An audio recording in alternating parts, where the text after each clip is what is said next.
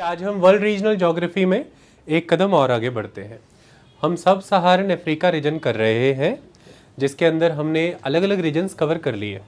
Western region, central region, eastern region cover हो चुका। आज हम साउदर्न रीजन कवर करेंगे सब सहारन अफ्रीका का। क्लियर है कहानी?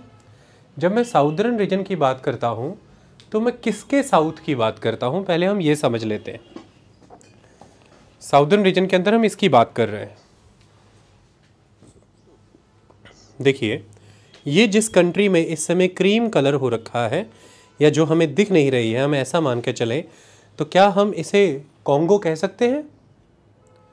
रुचिका, कह सकते हैं? और ये जो कंट्री है इस समय, ये जो ग्रीन, क्या हम इसे तंजानिया कह सकते हैं? तो इस तरह से हम ये समझ पाए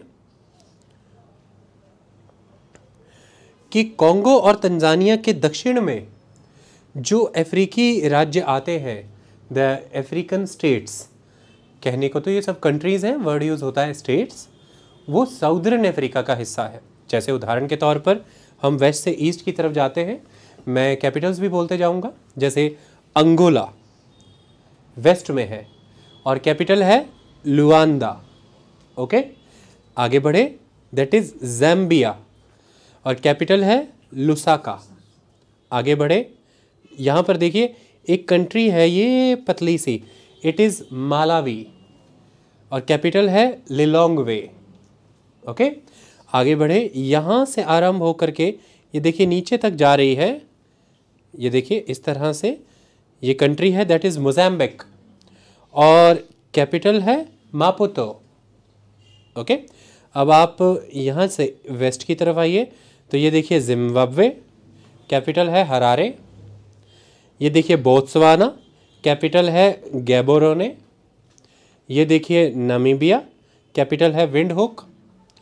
नीचे आ जाइए, साउथ अफ्रीका, कैपिटल है ये यहाँ पर देखिए प्रिटोरिया। उसके अलावा कंट्री है ये साउथ अफ्रीका के अंदर छोटी दो कंट्रीज़ आएंगी। ये है लिसोथो और कैपिटल है मासेरू। यहाँ पर देखिए Swaziland, the Swazi people, and the capital Mbabane. Okay, तो ये कंट्रीज़ है Angola, Zambia, Malawi, Mozambique, Zimbabwe, Botswana, Namibia, South Africa, Lesotho, Swaziland. Done है। इन कंट्रीज़ को हम साउदर्न अफ्रीका में कंसिडर करके चलते हैं। जैसे यहाँ पर अगर हम देखें तब वही चीज़ आपको स्पष्ट हो जाएगी कि ये वही क्रीम कलर का रीजन है जो नीचे तक आ रहा था। तो मैंने इसे कॉन्गो कह के पुकारा था, आप डेमोक्रेटिक रिपब्लिक ऑफ कॉन्गो भी कह लीजिए। और यही देखिए जो ग्रीन दिख रहा था यहाँ पर ब्लू है, तो इसे हमने तंजानिया समझा था। तो कॉन्गो तंजानिया के नीचे ये सारे ये हैं साउदर्न अफ्रीकन नेशंस या कंट्रीज़। और उसमें यहाँ पर ये देखिए पतला सा नज़र आ रहा है ना मालावी, ये सारा मोज़ाम्बिक, ये सारा साउथ अफ्रीका, बीच में ये ग्रीन और ब्लू लेसोथो और स्वाजीलैंड, ये ग्रीन जिम्बाब्वे, ये बोत्सवाना, ये नामीबिया, ये अंगोला, ये जाम्बिया। क्लियर है कहानी? तो इन कंट्रीज़ के विषय में आज आप पढ़ने जा रहे हैं, इस क्षेत्र को समझेंगे। बताइए कोई समस्या है क्या? चलिए, अब आप यहाँ पर एक चीज़ देखिए। आप देख सकते हैं कि अफ्रीका, जब हम सब सहारन अफ्रीकन रीजन की बात कर रहे थे तो सब सहारन अफ्रीका का जो नॉर्दर्न रीजन है, दिस वन, ये यहाँ पर एक्सपैंड करता है, लेकिन नीचे आते आते आते आते आते ये इंडिया के पेनिनसुलर प्लेट्यू रीजन की तरह टेपर होता जाता है। और यहाँ पर साउथ अफ्रीका का टिप है, that is Cape of Good Hope. Cape of Good Hope, ये देखिए इस पॉइंट से आप इंडियन ओशियन से अटलांटिक ओशियन की तरफ ट्रांजिशन करते थे और अटलांटिक ओशियन से इंडियन ओशियन की तरफ ट्रांजिशन होता है। ओके, तो इस साउदर्न अफ्रीकन रीजन को दो ओशियंस टच होते हैं। इसके वेस्ट में ये साउथ अटलांटिक ओशियन और इसके ईस्ट में this Indian Ocean region. This one is the Indian Ocean, this one is the South Atlantic Ocean. हम इसी साउदर्न अफ्रीकन रीजन के अंदर मेडागास्कर भी कवर करेंगे। क्या कवर करेंगे? मेडागास्कर। Very good. तो यहाँ पर ये आप देख सकते हैं कि this one is the Madagascar. ये 4th लार्जेस्ट आइलैंड है वर्ल्ड का और ये फ्रांस के बराबर का आकार रखता है, और इसका जो यूरोपियन कॉलोनियल पावर जिसने इस पर कंट्रोल किया वो फ्रांस ही था। फ्रेंच कल्चर यहाँ आपको देखने को मिलता है। ये मेडागास्कर है। मेडागास्कर को मेन लैंड अफ्रीका से सेपरेट करता है ये मोजाम्बिक चैनल, जिसे नाम मिलता है इस कंट्री मोजाम्बिक से। तो मोजाम्बिक चैनल मेडागास्कर को मेन लैंड अफ्रीका से सेपरेट करता है। डन। मेडागास्कर हम पढ़ तो रहे हैं साउदर्न अफ्रीका में, लेकिन उसके कल्चर, क्लाइमेट, वेजिटेशन, उसकी हिस्ट्री वाइज वो साउदर्न अफ्रीका के साथ उतना नहीं जाता, लेकिन फिर भी हम पढ़ रहे हैं। इतनी बात समझ में आ गई। मेडागास्कर हमने देख लिया। अब हम कुछ चीज़ों को समझने का प्रयास करें, अंडरस्टैंड करें। हमने देखा कि वेस्ट कोस्ट और ईस्ट कोस्ट पे कौन कौन से ओशियंस लगते हैं। हमने देखा कि इसके उत्तर में कौन से मुल्क आते हैं, डेमोक्रेटिक रिपब्लिक ऑफ कॉन्गो और तंजानिया। यहाँ पर हमने देखा कि मेडागास्कर आता है, और मैंने आपको पढ़ाया था कि यहाँ पर छोटे छोटे आइलैंड ग्रुप्स और भी हैं जो इंडिपेंडेंट स्टेट्स के रूप में एग्जिस्ट करते हैं, जैसे कोमोरोस, जैसे सेशल्स, मॉरिशियस। हमने इनके बारे में पढ़ा था ना। हाँ, आप बताइए। Very good. Rodrick islands, good. तो ये विषय हम पहले ही पढ़ चुके हैं, इसलिए मैं उसे रिपीट नहीं कर रहा। अब यहाँ से एक चीज़ निकल करके आती है, ये dotted line that is Tropic of Capricorn. ये ट्रॉपिक ऑफ कैप्रिकॉर्न अगर आप देखें तो अगर मैं इसको यहाँ से लेके यहाँ तक साउदर्न अफ्रीकन रीजन कंसिडर करता हूँ, तो ट्रॉपिक ऑफ कैप्रिकॉर्न यहाँ से गुजर रही है, तो एक तरह से इस साउदर्न अफ्रीकन रीजन के सेंटर से ही ट्रॉपिक ऑफ कैप्रिकॉर्न गुजरती है, जो कि 23.5 डिग्री साउदर्न लैटिट्यूड पर है। और ट्रॉपिक ऑफ कैप्रिकॉर्न के नीचे इतना बड़ा क्षेत्र आता है, देखिए। तो फिर ट्रॉपिक ऑफ कैप्रिकॉर्न के नीचे जो क्षेत्र आता है तो वो तो ट्रॉपिकल नहीं रहा। वो जो क्षेत्र बिल्कुल immediately close to the Tropic of Capricorn होगा साउदर्न साइड में, वो सब ट्रॉपिकल हो जाएगा, और उसके आगे का क्षेत्र आप प्रॉपर टेम्परेट में काउंट कर लीजिए। लेकिन बाकी का हिस्सा कैप्रिकॉर्न और इक्वेटर के बीच आता है, और इसी की वजह से वो ट्रॉपिकल कहलाएगा। तो यानी कि ट्रॉपिक ऑफ कैप्रिकॉर्न की भूमिका है यहाँ पर। तो अगर उस हिसाब से देखें तो ट्रॉपिक ऑफ कैप्रिकॉर्न मेडागास्कर से गुजर रही है, बिल्कुल गुजर रही है। ये देखिए डॉटेड लाइन गुजरते हुए, देखिए मोजाम्बिक से गुजर रही है, बिल्कुल। उसके बाद साउथ अफ्रीका से गुजर रही है, देन बोत्सवाना से, देन नामीबिया से। प्लीज़ ये जरूर नोट डाउन कर लीजिएगा, क्वेश्चंस आते हैं। नामीबिया से गुजरी, उसके बिल्कुल साथ बगल में बोत्सवाना से गुजरी, उसके बिल्कुल बगल में इंट्रूजन है देखिए साउथ अफ्रीका की, उससे गुजरी, और फिर उसके बिल्कुल बगल में नीचे तक मोजाम्बिक आता है, वहाँ से गुजरी, और मेडागास्कर से गुजरी। तो Madagascar, Mozambique, south Africa, Botswana, Namibia, मतलब सीक्वेंस में जितनी कंट्री आती है सबसे गुजरी। देखिए 1 2 3 4 5, पाँचों से गुजरी ट्रॉपिक ऑफ कैप्रिकॉर्न। ओके। कई बार कोई ऐसी कंट्री डाल देते हैं जो बहुत एक्सेप्शनल होती है, बस अगर आपने एक बार भी जीवन में ध्यान से इसे देखा हो तो उस exceptional odd one out country को आप निकाल देते हैं, तो आपका आंसर करेक्ट हो जाता है।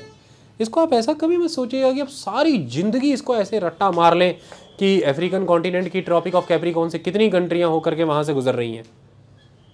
आपने अगर ध्यान से एक बार भी नक्शे पर इसे देख रखा है कि ये मेडागास्कर की पोजीशन थी, ये मोजाम्बिक की पोजीशन थी, ये साउथ अफ्रीका आता था, ये बोत्सवाना था, और ये नामीबिया, तो आप अंदाजे से बता पाएंगे। आप कभी भी फंसेंगे नहीं, क्योंकि ऑप्शन में एक मालावी भी डाल देंगे, वो आप मालावी बाहर कर देंगे, और ऑप्शन में हो सकता है वो एक जाम्बिया डाल दे, वो अंगोला डाल दें। आप क्लियरली पता लगा लेंगे कि यार ये तो बहुत ऊपर थे, ये पांचों एक सीक्वेंस में थी, तो ये तो आती हैं पर वो नहीं आता। तो इस तरह से क्वेश्चन मैप वाला फ्रेम किया जाता है आपकी इस विचार को समझने के लिए कि आपने मैप को पढ़ते हुए किन चीज़ों को कंसिडर किया, ध्यान में रखा कि नहीं रखा। इतनी बात स्पष्ट। मैं यहाँ से सिद्ध क्या करना चाहता था, मैं बताना क्या चाहता था, मैं बताना ये चाहता था कि अगर हम क्लाइमेट टाइप के कॉन्टेक्स्ट में देखें तो सब सहारन अफ्रीका रीजन में ये जो साउदर्न अफ्रीका रीजन हम पढ़ रहे हैं आज,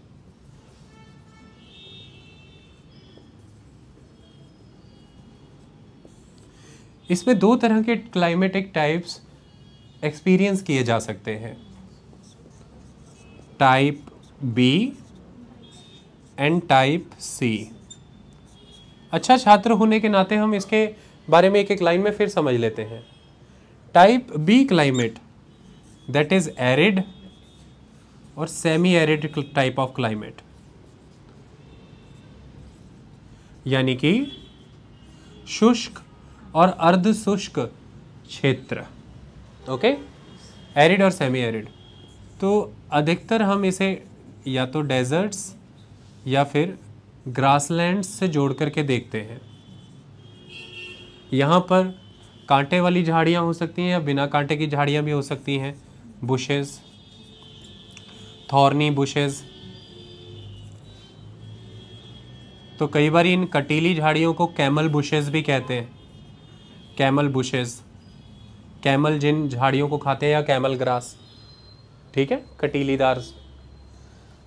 तो ये इन चीज़ों से जाना जाता है। सेमी एरिड क्लाइमेट क्यों है सेमी एरिड, क्यों है एरिड, हरप्रीत बताएंगी? क्योंकि वेदर के ये फिनोमिनाज यहाँ पर एग्जीक्यूट होते हैं, और वो क्या होते हैं कि यहाँ पर जो इवेपोरेशन होती है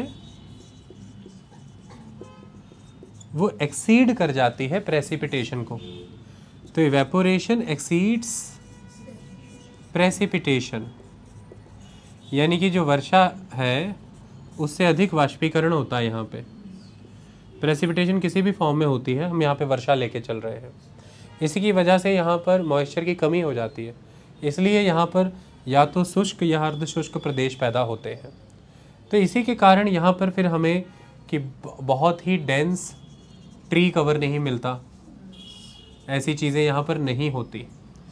डेंस ट्री कवर के अलावा देखें तो अगर ट्री कवर मिलता भी है तो वो बहुत ही स्पार्स रहता है, स्पार्स, बिखरा हुआ। और दूसरी खासियत उसकी ये रहती है कि वो अडेप्टेड होता है सूखे प्रदेशों को। वो सूखे प्रदेशों वाले वृक्ष रहते हैं, जैसे कि अकेशिया, यानी कि किक्कर। पंजाब में आप देखते हैं ना, किक्करें बहुत होती है, राजस्थान में कीकर के पेड़ बहुत होते हैं। और या फिर जैसे बबूल, अब बोया पेड़ बबूल का तो आम कहाँ से हुए, बबूल बबूल पैसे वसूल, आती थी ना वो ऐड, तो वो सब चीज़ें, ठीक है। तो ये वो पौधे रहते हैं जो सूखे प्रदेशों में भी हो जाते हैं, पेड़ जो रहते हैं। पंजाब में भी 58 सेंटीमीटर के अराउंड रेनफॉल होती है, तो यहाँ का भी जो सही पौधा है वो किक्कर ही है। वो बाद में फिर दूसरे पेड़ लगा दिए गए, वो अलग बात है। तो ये बहुत ही बिखरे बिखरे से आपको बिखरे से अकेशिया के ट्री मिलेंगे, जिनकी शेप एकदम कैनोपी जैसी बनी रहेगी। इसलिए घरों के आंगन में पंजाब में भी लगाए जाते हैं, एकदम शेप कैनोपी जैसी। या फिर सिंगल रोड पर लगे हों दोनों तरफ तो कैनोपी बना लेते हैं, छत। और गर्मियों में स्कूटर मोटरसाइकिल वाले उसी का आसरा लेकर निकल लेते हैं कि पेड़ों की छांव तो है, निकल लो, तो ऐसे छत सी बन जाती। तो कैनोपी बहुत अच्छी बनाते हैं। और हवाओं ने इनको शेप ऐसे किया होता है, हवाओं ने इनको ऐसे शेप किया होता है कि कैनोपी भी इस तरह से बन जाती है, पूरी ऐसे एंड पिरामिडल शेप में, इस तरह से शेप कर दिया जाता है हवाओं के द्वारा। तो ये मिलते हैं बिखरे बिखरे से। इनके बीच में आपको पहले मिलेंगे पैचेस ऑफ ग्रासेस। तो पैचेस ऑफ ग्रासेस बीच में मिलते हैं, और ये अधिकतर जब हम जिस रीजन की बात कर रहे हैं, यहाँ पर जो ग्रासेस के पैचेस मिलेंगे वो सवन्ना ग्रासेस होंगी। वो सवन्ना ग्रासेस होंगी, यानी कि वो ग्रासेस जो वार्म रीजन की ग्रासेस होती हैं, गर्म क्षेत्र की।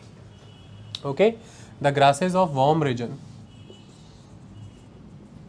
तो savanna grasses. Savanna grasses as compare to the temperate grasses, यानी कि कोल्ड रीजन की ग्रास, ये तो ट्रॉपिकल ग्रासेस है ना, लेकिन जो टेम्परेट रीजन की ग्रासेस रहती हैं, जैसे अर्जेंटीना की पंपास, जैसे साउथ अफ्रीका की बुशवेल्ड, ये जो ग्रासेस रहती हैं ये ज़्यादा न्यूट्रिशियस होती हैं। जैसे कि अमेरिका की प्रेरीज, जैसे कि यूरोप की स्टेपीज़, वो ज़्यादा थोड़ी न्यूट्रिशियस रहती हैं। इसलिए कैटल रेंचिंग और इसीलिए घोड़े, हॉर्सेस वहाँ पर बहुत होते हैं। लेकिन और वो हाइट में छोटी रहती है, लेकिन सवन्ना हाइट में ज़्यादा रहती हैं। ओके, तो अफ्रीका में जो गेम रीजन्स दिखते हैं, जिनमें गेम एनिमल्स होते हैं, मोस्टली सवन्ना रीजन्स होते हैं। तो सवन्ना ग्रासेस वार्म रीजन की ग्रासेस हैं, वो आपको यहाँ देखने को मिलेंगी एरिड और सेमी एरिड क्लाइमेटिक रीजन में, जहाँ पर आपको डेजर्ट्स देखने को मिल रहे हैं। तो वहाँ पर उन डेजर्ट्स में आपको पैचेस ऑफ अकेशिया ट्री मिल सकते हैं, जहाँ पर डेजर्ट के अंदर थोड़ी अच्छी रेनफॉल वाला रीजन है कोई तो, और वहीं पर आपको ग्रासलैंड्स देखने को मिल सकती हैं, झाड़ियाँ देखने को मिल सकती हैं। ओके, तो जैसे जैसे आप रेनफॉल रीजन से आगे आ रहे हैं, तो जैसे सपोज़ कीजिए कि ये जो फ्रंट है ईस्टर्न फ्रंट है और इस तरफ आप आ रहे हैं तो ये वेस्टर्न, तो अगर आप ईस्ट से वेस्ट आ रहे हैं तो यहाँ पर इमेजिन करिए कि वर्षा रिलेटिवली ज़्यादा रहती है इज़ कम्पेयर टू वेस्ट, और यहाँ पर इमेजिन करिए कि सन ज़्यादा प्रबल है, तो फिर यहाँ पर आपको मिलेगा अकेशिया का पेड़। आगे आएंगे यहाँ मिलेंगी ग्रासलैंड्स, आगे आएंगे यहाँ मिलेंगे बुशेस, और यहाँ पर कंप्लीटली द डेजर्ट सॉइल। तो वर्षा थोड़ी अधिक है तो पेड़ है, थोड़ी कम हुई तो सिर्फ ग्रासलैंड, फिर आगे तो लिटरली कटीली झाड़ियाँ ही बची हैं, और आगे फिर सीधी मिट्टी। तो इस तरह से वर्षा से संबंध रहता है वेजिटेशन का। तो अब जो एक डेजर्ट रहता है तो वो ऐसे मान लीजिए इस तरह से एरिया कवर कर रहा है, या मान लीजिए ऐसे एरिया कवर कर रहा है, तो उसके कुछ रीजन में हो सकता है रिलेटिवली इस रीजन के कंपैरेटिवली वर्षा थोड़ी अधिक होती हो साल में, तो यहाँ पे हो सकता है थोड़ा वेजिटेशन मिल भी जाए। आगे जाते जाते यहाँ पर हो सकता है आपको प्योर लिटरल सेंस में डेजर्ट मिले, जिसे डेजर्ट बोलते हैं।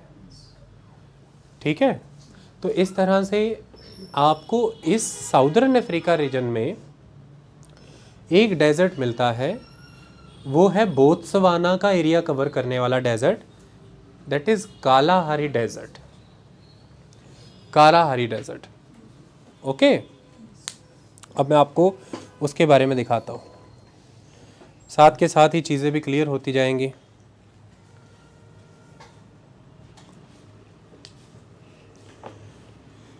तो देखिए ये बोत्सवाना है, यहीं पर मेनली मेंशन्ड है कालाहारी डेजर्ट।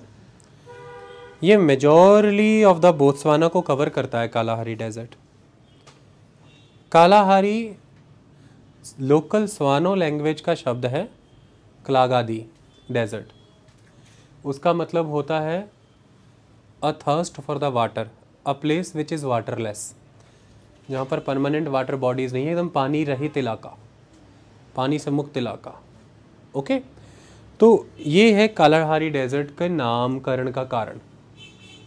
ओके, ये मेजॉरली बोत्सवाना में है, लेकिन इसका कुछ क्षेत्र नामीबिया के ईस्ट में, कुछ क्षेत्र साउथ अफ्रीका के उत्तर में भी आता है। ये तो डेजर्ट प्रॉपर एरिया हो गया।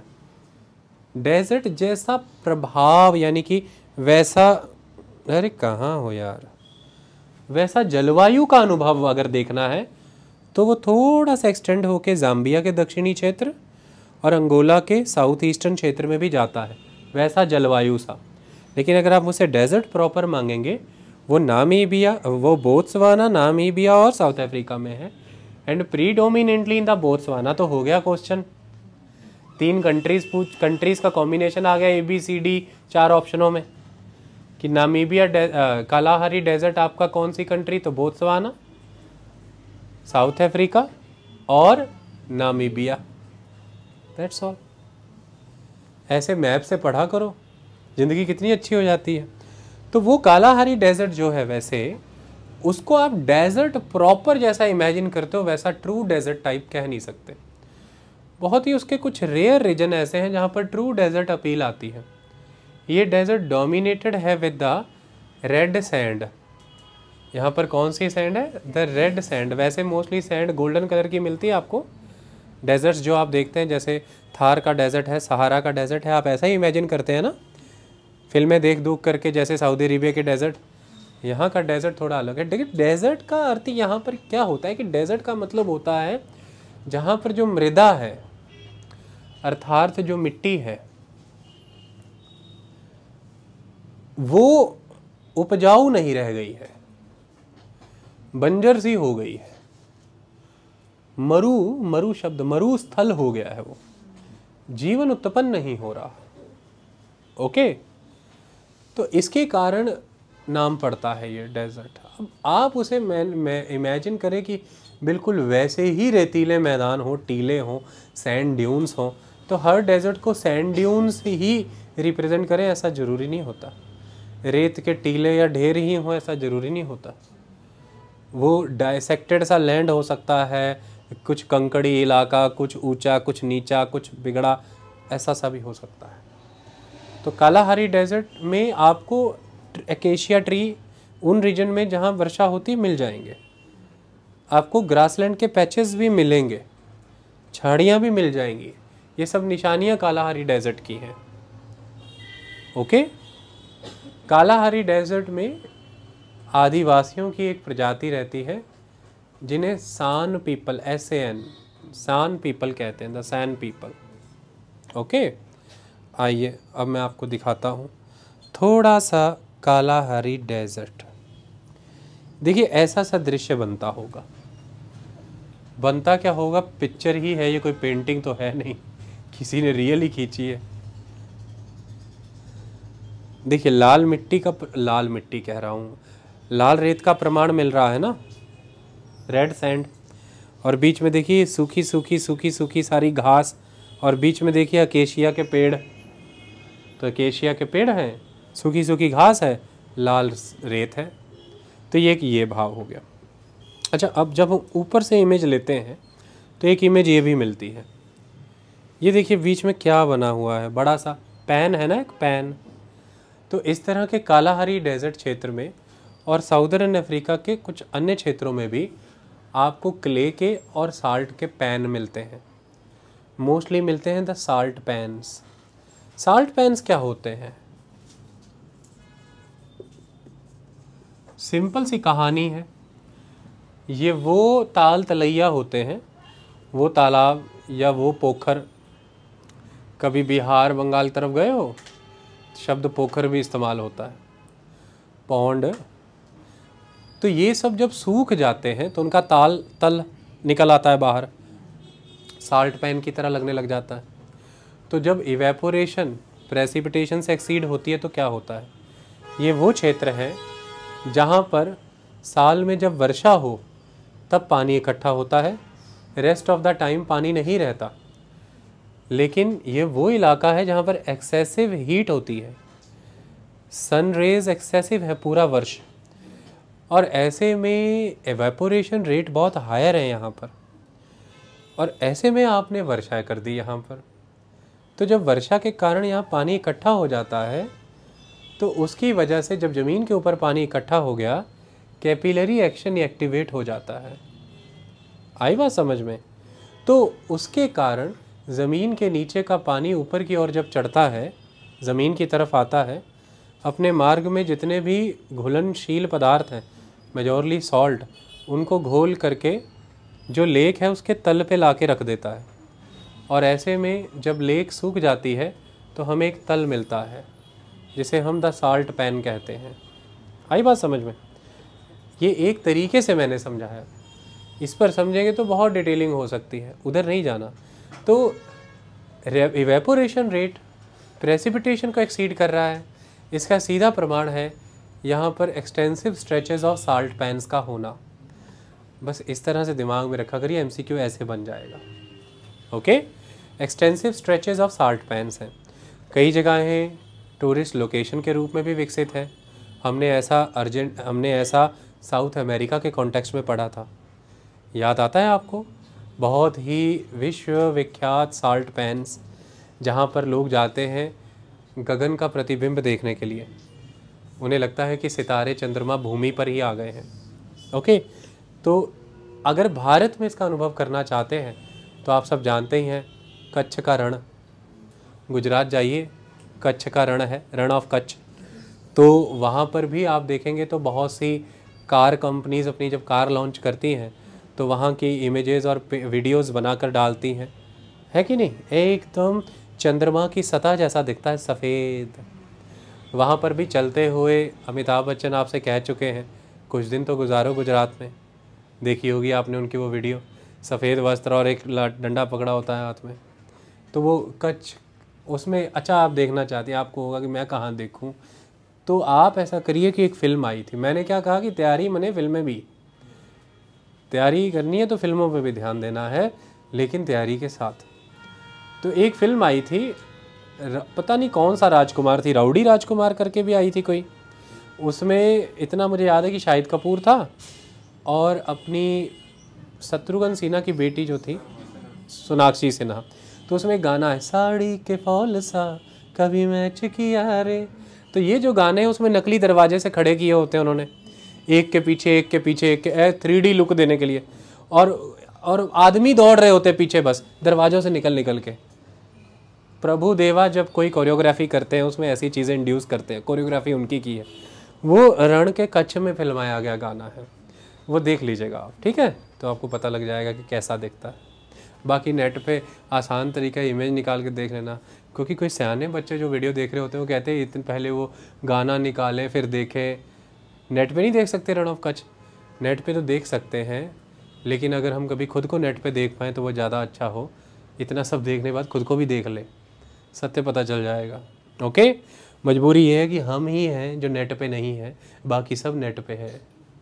ओके, हमें खुद को देखने के लिए भीतर जाना होगा, इसलिए मैंने सुझाव दिया कि गाना देख लीजिएगा। चलें आगे बढ़े। तो ये अब क्लियर हुआ, कालाहारी डेजर्ट।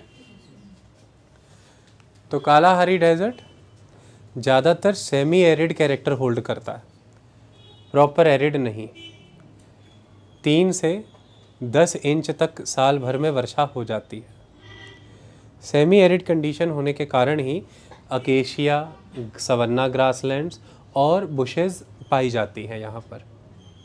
स्पष्ट है कहानी। इसके नॉर्थ और इसके ईस्ट का क्षेत्र बहुत सूखा है, नॉर्थ और ईस्ट का क्षेत्र सूखा है। इसका वेस्ट और साउथ का क्षेत्र जो है वो कुछ स्तर पर हरियाली रखता है। ओके, इसके नॉर्थ और ईस्ट का क्षेत्र सूखा है, ठीक है। आगे बढ़े, अब चले समझे। चलिए, तो हम ये तो बता चुके। अब आता है टाइप सी क्लाइमेट। तो टाइप बी में हॉट हाई हीट होती है, ह्यूमिड नहीं होता।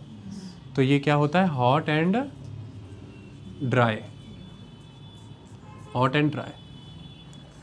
टाइप सी हम जानते हैं मॉडरेट होता है। इसका मतलब जो टेम्परेचर रेंज है बहुत ज़्यादा एक्सट्रीम नहीं होता, साल भर में ठीक ठाक ज़रूरत लायक वर्षा भी हो जाती है, टेम्परेचर रेंज भी सेटल रहता है। और ये होना भी तो चाहिए था क्लाइमेट, क्योंकि बहुत सारा इलाका ट्रॉपिक ऑफ कैप्रिकॉर्न के नीचे आता है ना। तो जब आप ट्रॉपिक ऑफ कैप्रिकॉर्न के नीचे का इलाके की बात करें तो फिर वो टाइप सी क्लाइमेट में कवर हो जाएगा ना।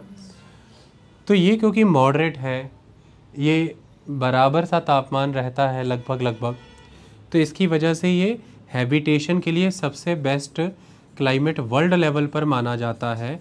टाइप सी रहने लायक, दुनिया में सबसे अधिक जनसंख्या टाइप सी क्लाइमेट में ही बसी हुई है। दुनिया में सबसे अधिक जनसंख्या किसी भी क्षेत्र में जहाँ रहती है वो टाइप सी क्लाइमेट होगा, चाहे चीन का पूर्वी किनारा हो, चाहे भारत में ही आप गंगा का मैदान ले लीजिए, कहीं भी चले जाइए, पूरे विश्व में टाइप सी क्लाइमेट डोमिनेट करता है।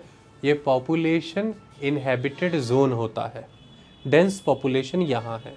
ओके, क्योंकि मनुष्य हमेशा से ही, जब तकनीक का भी विकास नहीं था तब पर्यावरण के साथ ही रहा है, और पर्यावरण के अंदर जहाँ पर बहुत ज़्यादा एक्सट्रीमिटीज़ नहीं है उसने उन्हीं क्षेत्रों का चुनाव किया है रहने के लिए। ओके, उन्हीं क्षेत्रों का। ऐसा नहीं है कि इसके इतर लोग कहीं रहते नहीं थे, रहते थे, अधिकतर लोगों ने उन क्षेत्रों का चुनाव किया। वहीं पर शहर बने, इम्पोर्टिंग ट्रेडिंग रूट्स बने, वहीं पर कल्चर्स का जन्म हुआ, और इसीलिए फिर लोग आगे की पीढ़ियां वहीं बसती चली गई, डोमिनेटेड कम्युनिटीज़ वहीं से आने लगी। डन है कहानी। चलिए, हमने ये डिस्कस कर लिया। तो ये रीजन जो है साउदर्न अफ्रीकन एरिया का, यहाँ पर प्रोग्रेसिव एग्रीकल्चर हो रहा है। ये खेतीबाड़ी के लिए एक अच्छा क्षेत्र है। आज की डेट में ये इलाका कैप्रिकॉर्न के नीचे साउदर्न अफ्रीका